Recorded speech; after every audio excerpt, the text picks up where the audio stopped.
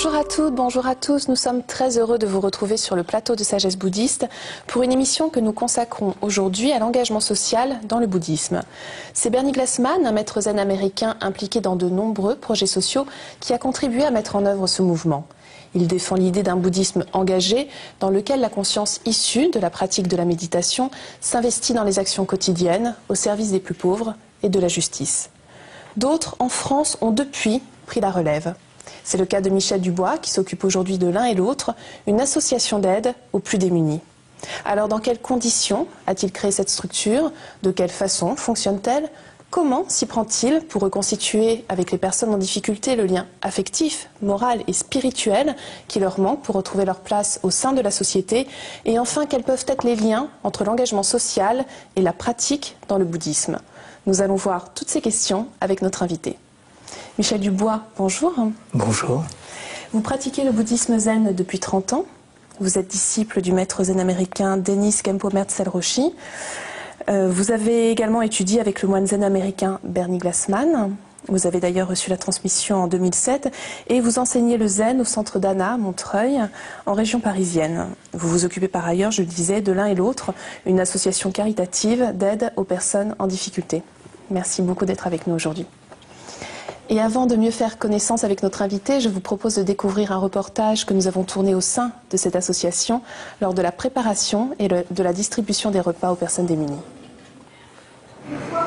Il est près de 11 h ce samedi matin. Nous sommes à la Garenne-Colombe, en région parisienne. Depuis le début de la journée, les 7 bénévoles de l'association L'un et l'autre s'activent pour préparer les 600 repas qu'ils serviront à l'heure du déjeuner aux plus déshérités. Au menu du jour, un couscous. Et il y en a pour tout le monde. On essaye de faire des choses végétariennes pour ceux qui sont végétariens, de faire des choses qui sont... on ne sert jamais de porc, ça c'est clair. On essaye d'avoir de la viande halal aussi pour les musulmans qui veulent vraiment respecter leurs règles. Et voilà, c'est-à-dire que vraiment, on essaye de donner de la nourriture aux gens avec leurs croyances, en respectant leurs croyances. Alex, tu viens donner un coup de main, on va commencer à charger le camion. Comme d'habitude, depuis là, parce que Oui, des verres et des assiettes. Une fois les repas chargés, la camionnette de l'association part vers les locaux que celle-ci partage avec les Restos du Cœur. Direction Porte de la Villette à Paris. C'est pour pallier au déficit de repas gratuits servis dans la capitale le week-end, les jours fériés et pendant la période estivale que les bénévoles se mobilisent. Des bénévoles qui étaient pour certains, il y a quelque temps encore, eux-mêmes bénéficiaires des repas. C'est le cas d'Hervé qui est resté plusieurs mois sans abri. Il est aujourd'hui employé à la ville de Paris. Ce qui m'apporte beaucoup, c'est le contact avec les gens qui sont dans la rue. Si je peux les aider à trouver un studio, un truc comme ça, je leur donne des adresses, parce que je connais les adresses. Et s'ils s'en sortent, je suis très content qu'ils s'en sortent.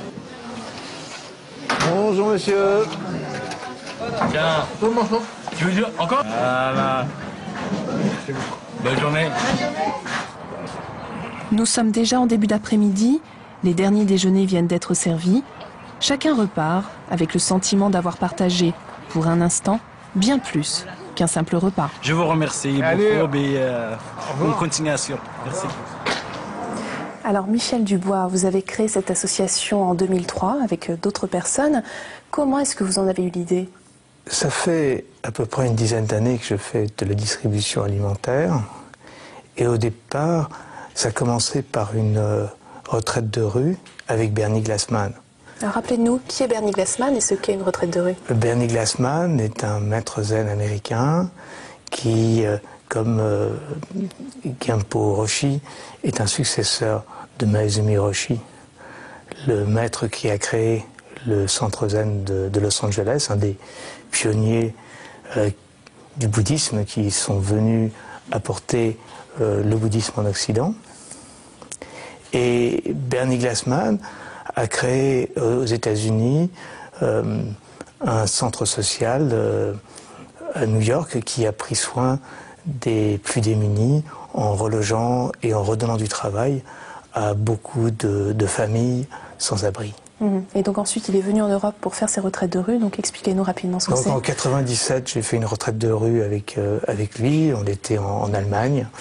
Et pendant 5 jours, on a dormi dans la rue. On n'avait pas un sou en poche. On mendiait et on partageait la vie des plus démunis. Et on mangeait dans des soupes populaires. Il ne s'agit pas de se donner l'impression qu'on est des personnes en situation de précarité, parce que notre précarité, elle a duré que 5 jours, on était ensemble, on était très conscients, mais ce que l'on voit, c'est le regard des personnes, la manière dont les gens détournent leur regard, et dont on devient quelquefois un petit peu les fantômes de la société de consommation.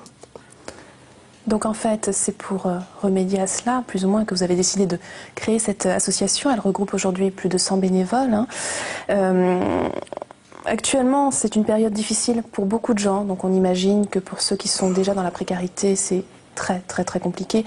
Est-ce que vous avez senti une évolution ces derniers mois dans le nombre de repas, par exemple, que vous distribuez? Je dirais que depuis le début de l'année, le nombre de repas a augmenté de 20 à 25%. Oui, ce qui est quand même beaucoup, puisqu'en fait aujourd'hui vous distribuez près de 600 repas par jour. Oui, on distribue un peu plus de 500 repas le samedi et un peu plus de 600 dimanche. Alors lors de ces repas, on a pu voir dans le reportage que vous accordez une attention très particulière au respect des croyances de chacun. Pourquoi est-ce que c'est si important pour vous, Michel Dubois? Bon, d'abord, je ne suis pas la seule personne à avoir créé cette association, et on a mis dans nos statuts, il y a une phrase qui parle d'écoute et de partage dans le respect des croyances de chacun. On accepte la personne telle qu'elle est, et comme vous avez pu le voir, on essaie de ne pas faire on ne fait pas une cuisine de pauvres. On utilise des ingrédients frais, on fait un repas comme on le préparerait pour ses invités, et je comprends parfaitement que les gens que je sers ne veulent pas manger n'importe quoi. Que ce soit sur le plan culinaire ou sur le plan des croyances religieuses. Donc on sert toujours un plat de légumes, quelquefois une céréale, comme en l'occurrence de la semoule, séparément de la viande, pour que les musulmans qui ne voudraient pas manger de la viande parce qu'elle n'est pas halal puissent manger des légumes, et pour que les végétariens, s'il y en a, puissent aussi partager notre repas. Alors, en quoi cet engagement social découle-t-il directement de votre pratique? Car je rappelle que vous enseignez et vous pratiquez au Centre d'Anna à Montreuil. Je vais citer Maître Dogen, qui nous dit que l'univers tout entier est le corps du Bouddha. Quand on pratique, du moins qu'on pratique assez longtemps, on fait l'expérience de la non-séparation. Rien n'est séparé. Tout est interdépendant. Donc, l'autre est complètement lui-même, complètement unique, et en même temps, il n'est pas séparé. À partir du moment où on fait pleinement cette expérience, on partage. On essaye de donner, on s'ouvre à la pratique de l'hospitalité. D'ailleurs, vous avez un rituel à chaque fois que vous devez servir des repas? Ce que je fais très personnellement, quand je me lève le samedi et le dimanche et que je dois aller préparer un repas, je fais des prosternations, 9 prosternations, en direction du lieu où je vais servir les repas. Personne ne le sait, personne ne le voit. Je fais ce que Maître Dogen recommande dans le Tenzo Kyokun. Il demande au Tenzo. Donc le Tenzo, rappelons que c'est le cuisinier. Voilà, qui est le maître de cuisine dans un monastère, de commencer son travail en faisant 9 prosternations en direction des moines. Quand on fait cette expérience de la non-séparation, on comprend que les personnes que l'on sert sont uniques. Chacune d'entre elles est un Bouddha. Alors c'est peut-être un Bouddha déguisé ou un Bouddha qui souffre, un Bouddha qui ne sait pas qu'il est un Bouddha, qui a oublié qu'il est un Bouddha, ou souvent qui me fait oublier qu'il est un Bouddha, mais c'est un Bouddha, c'est-à-dire qu'il est parfait tel quel. Alors, Michel Dubois, quels sont les autres projets de votre association? Les autres projets de mon association, nous voulons mettre en place, dans un local qui se situe rue de l'Est, dans le 20e arrondissement, à Paris, un café solidaire qui sera centré autour d'ateliers de reconstruction personnelle pour des personnes qui souhaitent se resocialiser et se réinsérer. Il y aura des ateliers donc de reconstruction personnelle et d'émergence de projets et des activités de mixité sociale. Donc en fait, avec également en faisant venir, nous l'espérons, des habitants du quartier. Et le second projet, alors quel est-il? Et le second projet, c'est une cuisine de réinsertion. Où vous allez donc cuisiner ce que vous servez aux plus démunis le week-end? Cuisiner ce que l'on sert aux plus démunis le week-end et peut-être aussi pour d'autres associations les autres jours de la semaine, en réinsérant des personnes, en leur apprenant un métier. On parle beaucoup de bouddhisme engagé, Michel Dubois, notamment lorsqu'on cite Bernie Glassman, qui a été votre maître. Qu'est-ce que ça vous inspire? Tout ça, c'est une affaire de cœur. Mais pour moi, il n'y a pas de bouddhisme qui ne soit pas engagé. Ou si vous préférez, pour qu'il y ait un bouddhisme engagé, il faudrait qu'il y ait un bouddhisme dégagé ou un bouddhisme qui ne le soit pas. Je crois que quand les personnes viennent dans un centre bouddhiste, ils reçoivent des enseignements, ils apprennent à méditer, à tourner la lumière vers l'intérieur, et ils font l'expérience, au bout d'un certain moment, une certaine expérience de la non-séparation des choses. Après, il est tout à fait normal que cette non-séparation des choses, elle s'exprime complètement dans notre existence. Donc, le lieu de la pratique, pour moi, ce n'est pas seulement le dojo, le monastère ou le temple.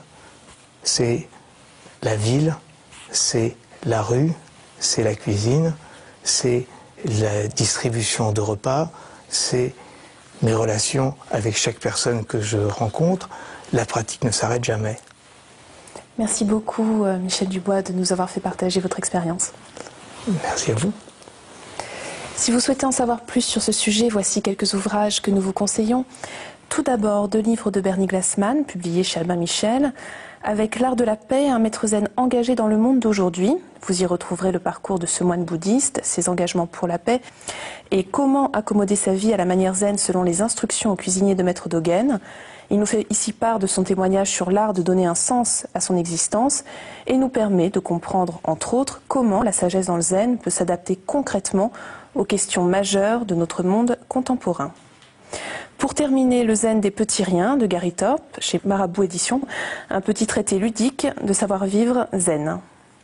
Vous pouvez retrouver cette émission sur le site de France 2 en cliquant sur la rubrique Tous les programmes et Chemin de la foi. Merci de nous avoir suivis. Je vous souhaite une excellente journée. À dimanche prochain.